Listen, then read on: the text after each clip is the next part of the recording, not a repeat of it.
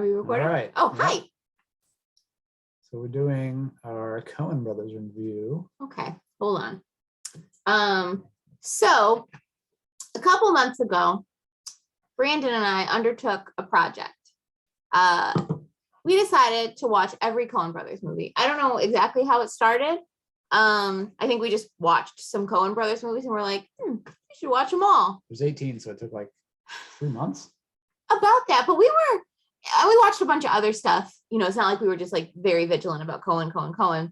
We watched a ton of stuff as well. But yeah, we got through all 18 Coen Brothers movies. We did not watch them in chronological order. We didn't do them in any order except basically like our own whims. Should I start by reading like a ranking of each film? Or not a ranking, like a list of all 18 films. Just and the dates. Yeah, so I'll do that first. So you guys know what we're working with. We have their first film, Blood Simple, 1984. Raising Arizona, 1987. These are the candidates. What? These are the candidates. Oh yeah, these are all the, well, I mean, these are the films that we watched in our ranking. These are all the Coen Brothers films. Miller's Crossing, 1990. Barton Fink, 1991. Hudsucker Proxy, 1994. Fargo, 1996. Big Lebowski, 1998. Oh Brother Art Thou, 2000. The Man Who Wasn't There, 2001. Intolerable Cruelty, 2003. Lady Killers, 2004. No Country for Old Men, 2007. Burn After Reading, 2008. A Serious Man, 2009. True Grit, 2010. Inside Llewyn Davis, 2013. Hail Caesar, 2016. And The Ballad of Buster Scruggs, 2018. This year, or I guess technically the very end of last year, there was the Joel Coen directed version of Macbeth. We both haven't seen that and aren't counting it because it's only one Coen brother. We'll be watching it though. Yeah, we're gonna watch it, but that's for the purpose of these rankings. Jump. So they do Big Lebowski, Oh Brother. I mean, I thought The Man Who Wasn't There to Intolerable Cruelty was a pretty quite a lead. And then Lady Killers. The Man Who Wasn't There is surrounded by two on either side. Well, let's not get into our rankings yet. So one thing about the Coen Brothers is that they're fucking masters of genre. Like, I can't believe the different genres represented through these 18 films. Westerns, comedies, serious like tragedies, serious character sketches. They cover like tons of eras. They do mid-century stuff really well, as we saw in Llewyn Davis and The Man Who Wasn't There and Hail Caesar. They do, like I said, Western stuff really well.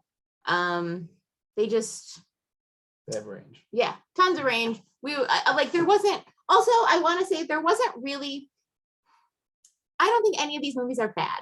So it was difficult like ranking to make your list. Were you like, oh my God, I can't believe I have to rank this as like, yeah, as 15, this movie's great. So almost all these movies are really good and really solid. Even putting some at like 10 is like, it felt unjust. Yeah, for sure. But are you screen sharing so this is visible? Yeah. Oh, without further ado, what we're going to do, actually, so some further ado, what we're going to do is start with each of our, starting at 18. We'll do Brandon's first and then mine, or mine first and then Brandon's, and we'll talk about it briefly and then move on. So this is our rankings. Starting with 18. Huh. My last pick was Intolerable Cruelty, which I said a minute ago that I don't think the Coens have any bad movies. I kind of think this is a bad movie.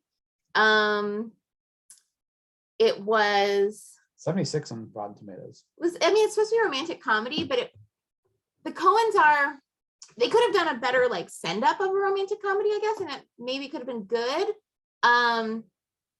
Or they also could have played it straight and made a genuinely good romantic comedy. And I think it had elements of both.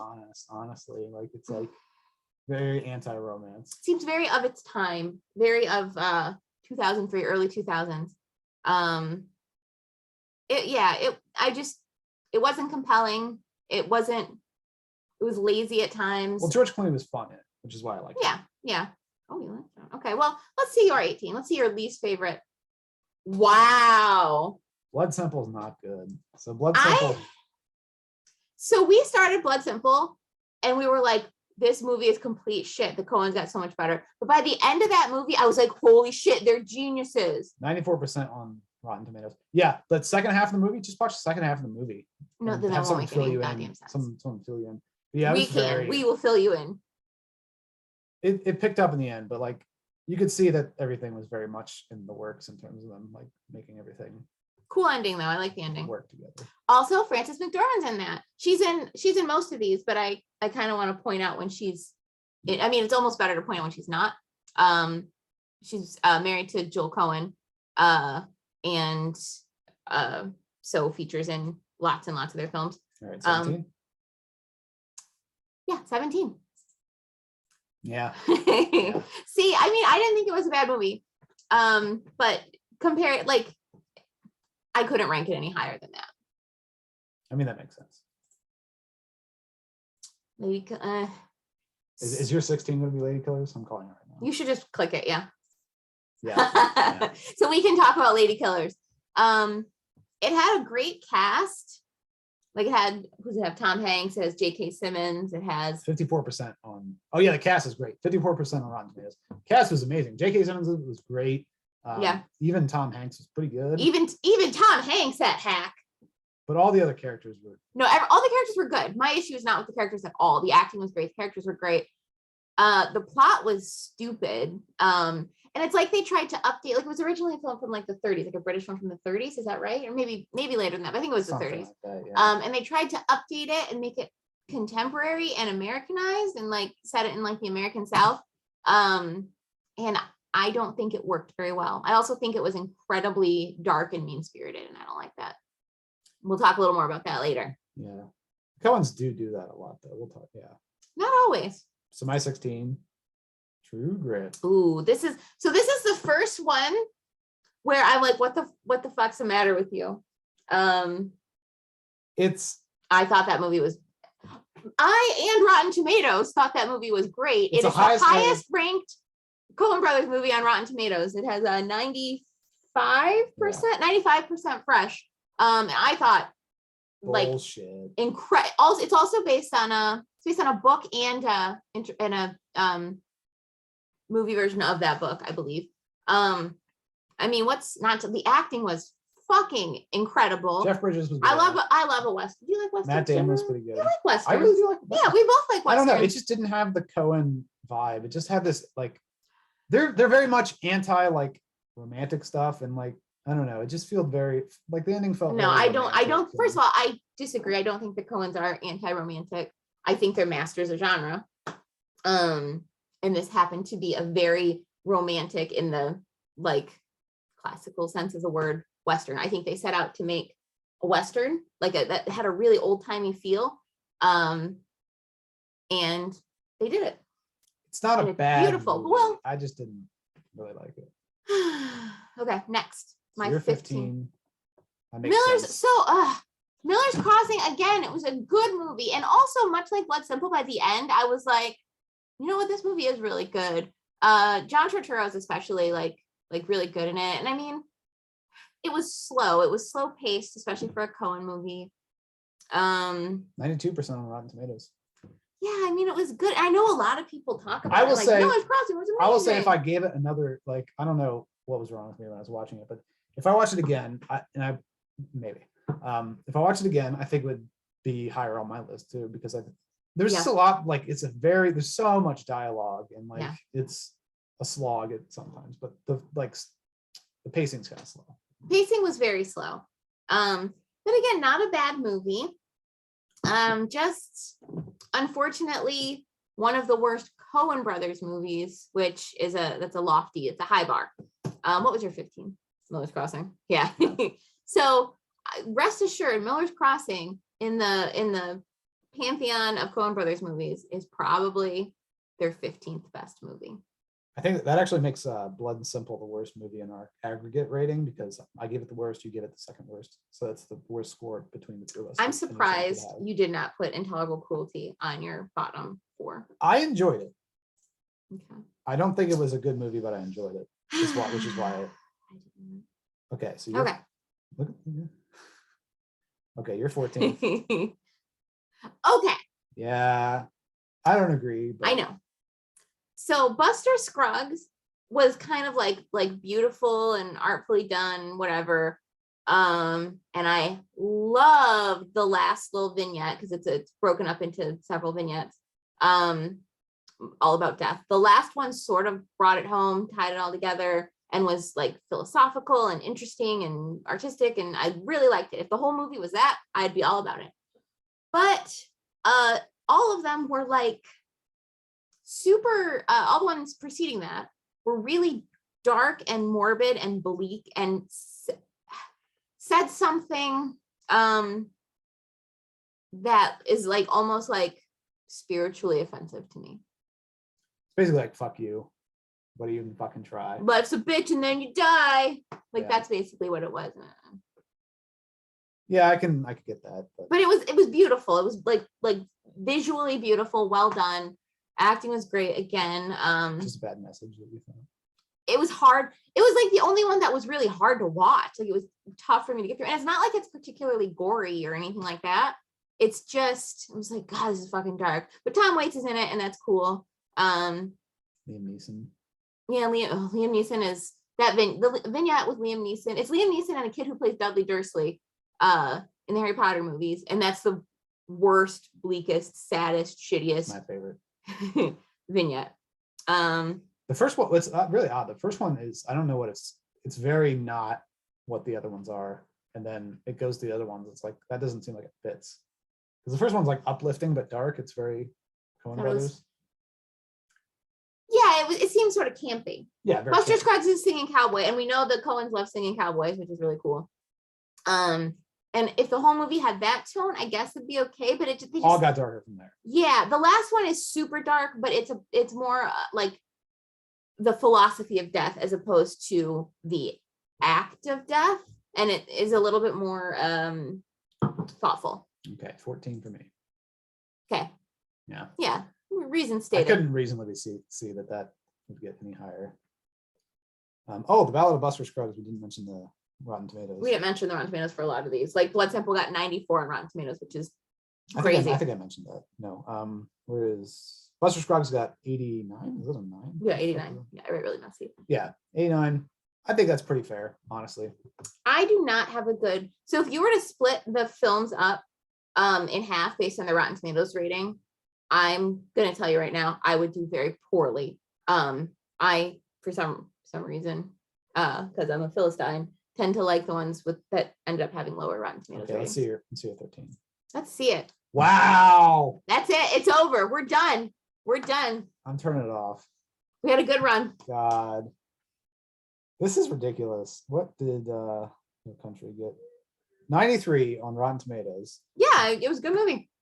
It was a good movie. So I think it won. Did it win an Oscar that year, or was it nominated? I should have looked that up too. It won a couple of awards. I'm not sure. Great, cool. I forget the best movie, but oh my God, it's so good. I thought it was also Why didn't dark. You like it? Yeah, dark in a way I don't like. I can do dark, but this was just sort of like bleak is a better word than dark. Dark is fine. I like dark. I like it okay. Don't like bleak. This was bleak. I mean, this is based on a book by Brandon's boyfriend, Cormac McCarthy, who is bleak and dark and probably has bad views. It was a well-made movie. Oh my God. Chigurh is a good villain. Javier Bardem. I'm like, it does it feel like a Coen movie? Like it feels. Did not feel like a Coen movie to me. I mean, they all like I said, it's hard to what is a Coen movie? You know what I mean? They're so good at transformation, like between genres. Yeah. But yeah, it certainly wasn't bad. Part of it is I think it's maybe the most overhyped of all the Coen's movies, and also overhyped by Brandon. And it was fine. It was good. I think it gets more attention than it's due, but it's got a lot of attention, like more than. Yeah. But yeah, you can talk about it more when we get to your ranking. It's probably like 3 slides away. Anyway, 13 for me was The Man Who Wasn't There. Yeah. We just watched that one. That's the last one. I didn't come away from it. I don't hate. What's you do hate Billy Bob. You hate Billy Bob Bob Thornton. Brandon hates Billy Bob I Thornton, don't hate Billy Bob. and that's why he didn't like this movie. I thought it was pretty good. I just didn't. Everything was right with it. It had like dark sense of humor, and I enjoyed that. But I just didn't get a sense of like what the overarching themes were in the movie, or like what it was trying to say. What's the title of the movie? The Man Who Wasn't There. Yeah, and there I get are that, but like countless instances of basically how he uses his relative invisibility in the world to both his advantage and how it also works to his detriment. I thought it was. What does it mean though? It's just a guy who. What does it mean? What does any movie mean? He's just a guy who just wasn't it's just there? a country and no old men are welcome in it. They're not. You're 12. This was hard. Yeah. I felt bad about this because I kept thinking this should be ranked higher. It's a good movie. It's really entertaining, but but is it a great movie? No, it's not a great movie. 78% on Rotten Tomatoes. Yeah. I really disagree with that. I like that it's a retelling of the story of Odysseus, right? Yeah. Yeah. I mean, it's a good movie, and it's like one of the most fun Coen Brothers movies. I don't have much bad to say about it. It's not like brilliant. George Clooney is good in every Coen Brothers movie. I don't know what it is. All of the actors that they use, who do they use? They use George Clooney, Frances McDormand, Richard Jenkins. The guy, I always forget his goddamn name. He's in more Coen Brothers movies than anybody. Where's My Stapler guy from Office Space? Stephen Root. Who else? John Goodman, John Turturro. That's like basically their. Did I miss anybody in the John Turturro is the one I always forget. Yeah, there's Buster Scruggs. What's Buster Scruggs' name? Oh yeah, he's in Oh Brother. Yeah, he is. I don't know his name. I have no idea what that He's great. guy's name is. He's great. And he's in Raising Arizona. So underrated. Yeah. We don't even know his name. That's how underrated he is. But yeah, I felt sort of bad about that. But I mean, like, where else? I don't know. I'm not gonna rank a movie that's just fun as like, top 5. Yeah. Oh. It's okay. I mean, I don't. Again, it's just I didn't understand what they were doing. The messaging, like I thought it was a quirky movie. It's their second movie. It's their second movie ever. Quirky movie is fun, but like it just didn't punch very hard. Like it was just like the main like antagonist is just like this weird dude that rides a motorcycle. Like I think that's oh my god. It's interesting because it's like this idealized villain that's just like it doesn't fit in the plot, and it's interesting. It's comic because book. yeah, it's interesting because the villain doesn't fit, and I don't know. It was good. Nicolas Cage. And I also think it's a movie about love. It was before Nicolas Cage really had a Nicolas Cage voice too, which is also kind of weird. Yeah. Okay. My 11. Yeah. We already talked about that. I mean, Man Who Wasn't There, 81% on Rotten Tomatoes. I liked. That's probably fair. I liked that movie. I would watch that movie again. All the acting in it was great. James Gandolfini was awesome in it. Yeah. I liked it. Has Monk in it as a lawyer. Tony Shalhoub. He's in a few Coen movies too.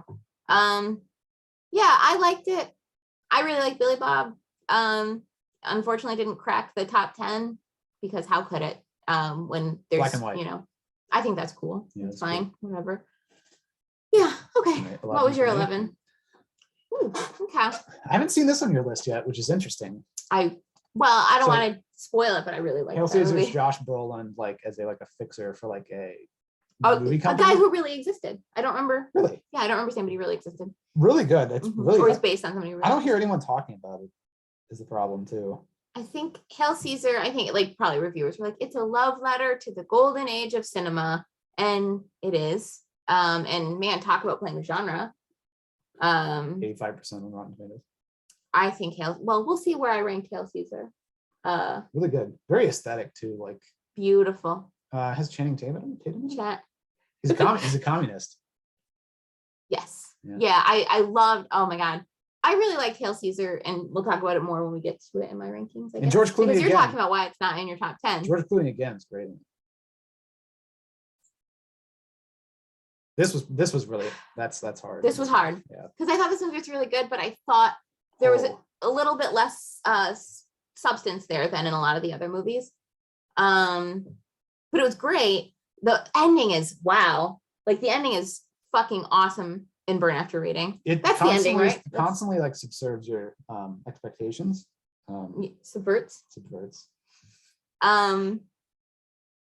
And 78 on Rotten Tomatoes. I don't agree with that at all. 70. Yeah, I mean, yeah, it's such Again, a bummer. George It's Clooney is so good in it. Frances McDormand is so good. Richard Jenkins was my favorite character in the movie. Brad Pitt was a sweet great. little man. Brad Pitt was great. Such good characters like in that movie. Yeah, God, I'm bummed that it has to be 10, but again, that's a testament to how good everything else is. But yeah, we haven't gotten to it yet. On your I think it's the most unexpected. Like watching it, I was so surprised how much I liked it. Oh, yeah. Hudsucker Proxy got I really like that movie. And Paul Newman. 59% on Rotten I think Tomatoes? Brandon doesn't like it because it came out before he was born. So it's pretty good. It's pretty good. It was hard for me to put it there, but oh my God, I don't know. You loved the little angel at the end? I did. Since you liked it better, just talk about why you liked it. We'll talk about it. I can't really explain why I put it there exactly. I just knew it didn't belong in the top. It was really hard to rank these. Really hard. Okay. Oh, whoops. That's Inside Llewyn Davis. And that was hard. And that also seems like a movie that I would rank like in my top 5 or something, because I love mid-century stuff. It's about music. It's about the folk scene, like in Greenwich Village. There's a lot of reasons for me to really like it. And I did really like it. I just didn't really love it. I thought it was a little bit, and this isn't necessarily always a bad thing, but I thought it was a little bit plotless or lacking in plot. It was a character story. It was a character study of Llewyn Davis. Yeah. It was great soundtrack, great acting. We love Oscar Isaac in this house. So and John Goodman was good in it. Yeah. It's a really good movie. Who's the guy who does that?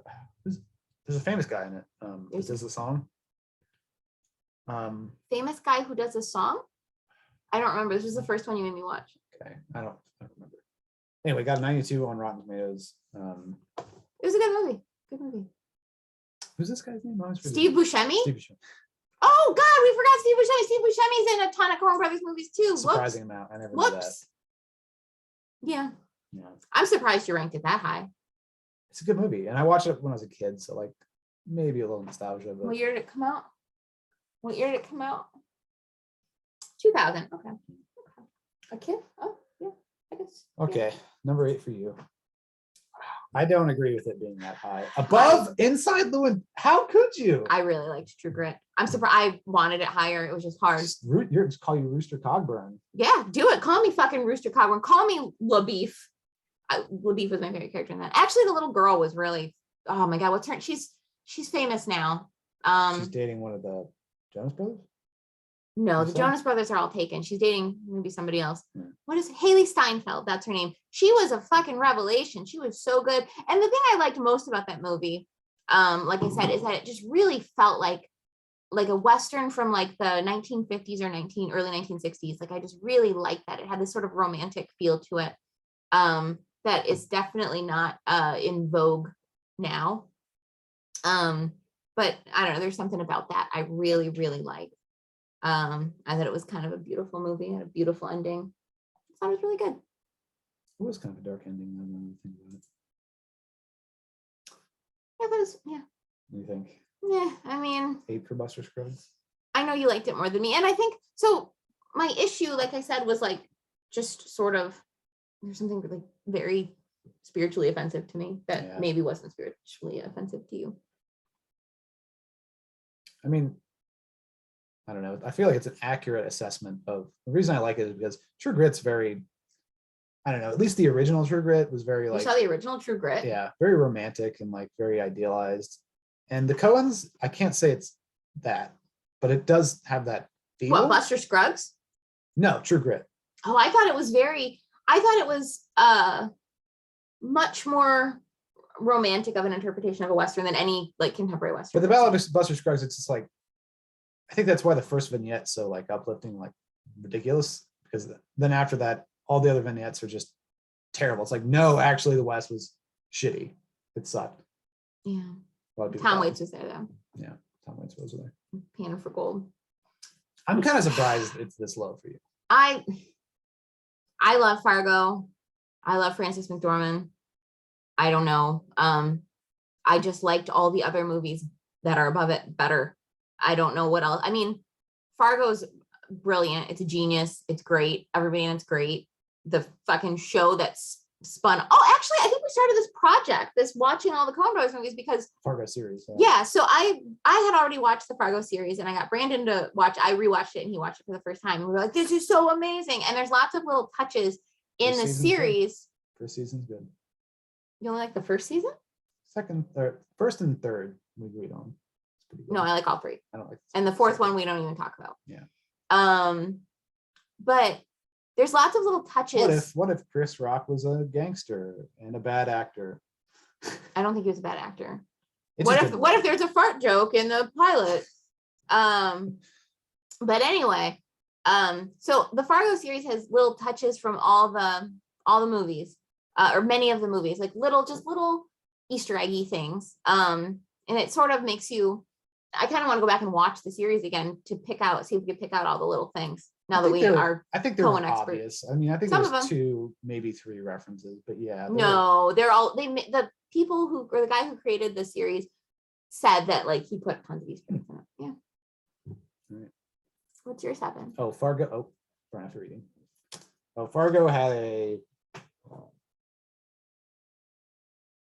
96 or 94. No, 94. It came out in 96. Yeah, burn after reading. It might not actually, I don't know. It was really close between the Ballad of Buster Scruggs and Burn After Reading. Burn After Reading was a more fun watch. Yeah, anything's more fun. And I think Buster Scruggs. It's probably a better movie than Buster Scruggs, but Buster Scruggs was a good movie, hard watch. So like it was hard to like see, compare the two. One was I think Buster Scruggs was probably a better movie. Burn After Reading has a very dark ending. That's true, but that's the Coen's feel. The Coen's feel to me is like bad shit's happening, but like it's fun to watch. But it's funny. Yeah, it's fun to watch and it's funny and it's ironic. Buster Scruggs is like bad shit's happening and it's bad. Yeah, and it's bad. You should feel bad. I mean, they've done that before. Like The Serious Man, or The Man That Wasn't There, and The Serious Man actually were like that. But those are character studies, and I feel like that's different. It makes Buster Scruggs, I don't know why we're still talking about Buster Scruggs even though we're at Burn After Reading. But Buster Scruggs was about death. Yeah. Whereas A Serious Man or The Man Who Wasn't There are about a man, one man, a character study, not their thoughts on death writ large. Anyway, my number 6. I really like Raising Arizona. I think it's campy and fun. Why do you like it so? And John Goodman is great in it. It makes me happy to watch it. It's like maybe the first Coen Brothers movie I ever saw. They used to play it on Comedy Central all the time, like maybe before Brandon was born. Yeah,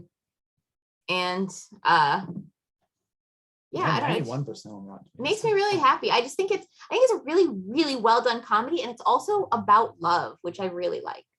Like it's a movie, like that's what that movie is about. It's about love, like different types of love. Yeah, it's okay. Let's see. I forget what I put for 6. Yeah. That I'm surprised that it's that low. Barton Fink is a good movie, it's a genius, folks. Brilliant. Holy shit. Watch it. It's John Turturro, right? Yeah. Oh man. John Turturro. Who else is in that one? John Goodman. John Goodman's great in that. Those are the 2 big ones, I think. Oh, Steve Buscemi is the bellhop. He is, yeah. Chet, I think. Chet. What did Barton Fink get? Hi. 90%. No, look at it again. Oh, you're right. Sorry. I thought he was getting the year and the rating mixed up. Okay, top five. Hail Caesar. Yeah. So Hail Caesar has everything I like. It has first of all, I like stuff about the golden age of Hollywood. I think that's interesting. I thought the character, like the fixer guy, I thought was really interesting. I like that it had like a random dance number. I like that it was a love letter to Hollywood. And I loved that like the communist angle. I thought that was just like, I don't know, watching a movie and hearing them talk about like fucking cultural theory. And George Clooney gets like roped into it. And it's funny to watch Josh Brolin punch George Clooney in the face because he. Spoiler alert. Yeah, I know, but it's so good. It's very good. It's really good. I mean, I don't think it's Rotten Tomatoes are that great. I think we already said it. But Did you? It's later. 85. But I thought it was just super fun and like beautiful and just really just fucking awesome. Awesome movie. What's your top 5, number 5? Oh. There's no accounting for taste. It's a really good movie. I don't know. You want to talk about it later? Yeah, I mean, you'll talk enough about Big Lebowski. It's very good. Yeah, why is it so? I'm actually interested in knowing why you have it at 5 and not higher. Is it just a case of like the other movies are so much are better? I mean, I don't like comedies as much as I like the top 4. That's interesting. I mean, it's the top of my list of all, like, it's beating very good like serious movies that I normally would like better than comedies, but it punches above it. I think I like comedies more than you. Probably. I know I do. As you can see. I wonder what Chrissy's number 1 is. Okay, let's find out what Chrissy's number 4 is. So Barton Fink, like, is it a mind fuck? Is it an allegory? Is it a murder mystery? Is it a horror movie? Is it a comedy? There's just like, there's a ton going on. I feel like there's many ways to interpret it. It's fun to figure it out too. It's not like you're like lost. I mean, you're kind of lost, but it's fun to. It gives you enough. I didn't feel lost. I just felt like it almost feels like there's several ways to interpret this movie. And there were moments, maybe more than any other Coen Brothers movies, where I was like legit scared. Like I was like freaked out, like I would be if we were watching a horror movie. It's not like a horror movie. It's just unsettling. It is unsettling. It's fun to figure it out though. It's very. The ending, holy shit. The ending is really good. Yeah. The movie, it's so good. Watch it. Yeah. It's a really good movie. Really good. It characterizes the Coens style. If you could say that the Coens have a style. You know, bad stuff's happening and it's funny, you know? Yeah, no, I agree. There's a guy getting put in the like wood chipper. Wow, spoiler alert. And it's funny. All right. Top 3, baby.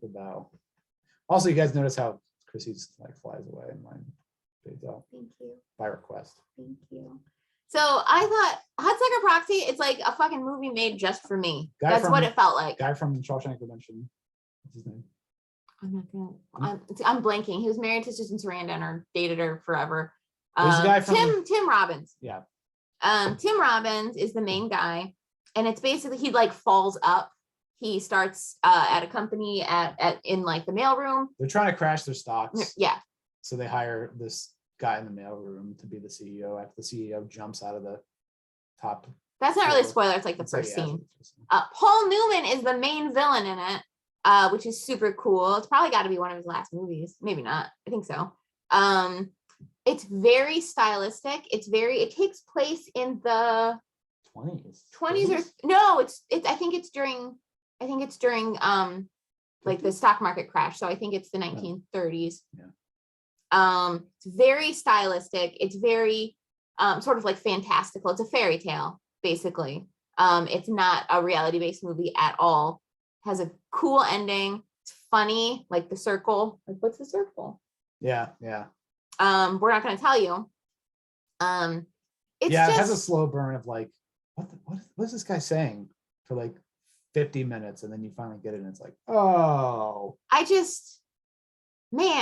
It's like a long con on the main character too. I really, really, really liked that movie. Like, I really liked it. I was watching it. I was like, there was not a moment where I wasn't like, this is incredibly interesting to me, or like just aesthetically beautiful, or like it's really good. It doesn't have the best Rotten Tomatoes rankings, but but it's worth watching even just for the aesthetic value alone. Like it's a weird looking movie. There's like some elements of retrofuturism. 59% on Rotten Tomatoes is so wrong. Oh, it's the 50s. We're stupid. It's the 50s. The circle made me realize it was the 1950s. Yeah. Sorry, I'm stupid. It's like a circle. Yeah, but it's great. Okay, what's your number 3? Really fucking good movie. Oh my God. Well, we haven't gotten to it for me yet. I had forgotten about this movie too. And I remembered it and I was like, holy fuck, it's so good. Incredible. Like, I feel like we couldn't take our eyes off of it when we were watching it. Like, it's a character assassination. It's look at this guy, he's a good guy, and bad stuff is takes happening place to him. in the 1960s. It's about in some ways about like Jewish culture, in some ways about suburban culture in the 1960s, some ways about academia, about masculinity, very much about masculinity. Just really big themes, all done really well. Uncertainty. For sure. It's very like utilitarian and like it like talks about utilitarianism and like morals too a lot. Yeah. Too. At least it's the undertones. It's a very philosophical movie. Oh man, it's so good. And if you might as well unclick my 2 because that's what it is. Yeah. Just what did it get on Rotten Tomatoes? You're not talking about. So fucking good. 89. 89. Come on. But wow, such a great movie. It's definitely not action packed. It's like if Falling Down, that movie from the 80s. That's from like the 90s. Modernized. I love that movie. And turned into a very like dark, in a way, character. Yeah, this guy's life dark, sucks. But like it's like, oh, Richard nothing's Kine's really in going it. right here. Richard Kind. He can't middle. Yeah. He's the guy who can't middle That's from Curb. Yeah. So, and honestly, because you know what my number 1 is, obviously we'll get to it. Don't unclick it yet, but we'll get to it. And the only like if one of my top 10 movies of all time, not even just by the Coen Brothers, but if that wasn't one of the choices, then A Serious Man would easily have been number 1. I thought it was 2 brilliant. for me. No Country for Old Men. Wow. I thought you would have guessed that was. No, I know you. No Country for Old Men is great because it's about promise keeping, and not really many people know that. Can I full disclosure this? Brandon just finished his book club for the book of No Country for Old Men. Didn't influence my rating. So he has a lot to say. Yeah. Go ahead. But I won't say it. Oh. So what did you like about it so much? So like, I don't know. It's about promise keeping after the death of God. Like, how can you make promises after you stop believing in God? And Belle, just the main character Belle, who's Tommy Lee Jones, he just is like, I don't know, man. I don't really know. And it's kind of an existentialist novel and movie too. Moss is a very good guy. He it's just not bad. does something wrong. Yeah. Pretty good. Pretty good. Okay. My number 1 is I wanted to have White Russians for doing this video. And I'm sad that we don't have vodka. But The Big Lebowski is genius. It's a genius comedy. It's a genius action movie. It's the acting in it is great. It's maybe the most quotable movie I've ever seen. Just the whole like the philosophy of the dude is like one of the coolest things ever. So I think it's the same. just I think the same so thing. fucking good. I think the same thing about that you think about No Country. It's like, I think it's a good movie, but I think it is overhyped because I watched it way later, like maybe even like 5 years ago, 4 years ago. Yeah. Before watching it again. And I don't know. It's a very good movie and I see why it gets overhyped, but I think it is overhyped. I could watch it over and over. I just think it's one of the greatest comedies of all time, for sure. Like it just hits every note that it needs to. It's an excellent movie. It's in my top 10, like I said, all-time movies of any genre, any director. So what's your number one? Really? That's your number one? It's not that, I mean, it's the best movie. Okay, why? That's crazy that you think that. So it's like A Serious Man, but it's better in that it is about this struggling artist who has been struggling for years. He continues to struggle, and then he gives up. He gives up his dream. At least it alludes to that. Or maybe it's like a whole cycle of like, maybe he didn't like actually quit at the end, but like, I mean, it's about the death of wanting to do anything artful. Jesus. I guess it's not very heavy on plot. Yeah, I mean, it's a character study. Like it's less really heavy on plot than the other movies that are character studies. You really like get into the character's head, and it's like it's folk music throughout the whole movie, and I really like folk music. Yeah, I do too. And I like that era, like the origins of the Greenwich Village folk scene. It's good. I just don't think it's number one. Good. So our aggregate score, Serious Man won for our best because 3 + 2 is 5 and nothing else. Inside Llewyn Davis is way really lower good. For you. No Country is way lower for you. Yeah. Lebowski is way lower for me. Okay, well. Oh, we should probably talk about the little scientific method we used. So to rank stuff properly. I don't think that's necessary, but go ahead because you love it so much. According to Daniel Kahneman, you need to. So you have 18. That's what this video is really about. You have 18 items. You need to first make 3 or 4 different groups of good, of like best, less than best, and so on and so forth until you get to the group of worst. And then you just split them all initially. You take the list and split them initially into one of these 4 categories, and then you rank them within that category so you can accurately assess them. I love that this fun, stupid video about the ranking the Coen Brothers has a methodology section. Yep. This is what grad school does to you. Okay, right. Well, I think that's it. So take this this advice, these rankings, our time spent, our long, hard hours spent watching these 18 films. Do with it what you will. Please let us know if you agree, if you disagree, what your thoughts are, what your favorites or least favorites are. And thanks for watching. Go watch them all. Be sure to like and subscribe. Except for Blood Simple. Watch them all. Okay.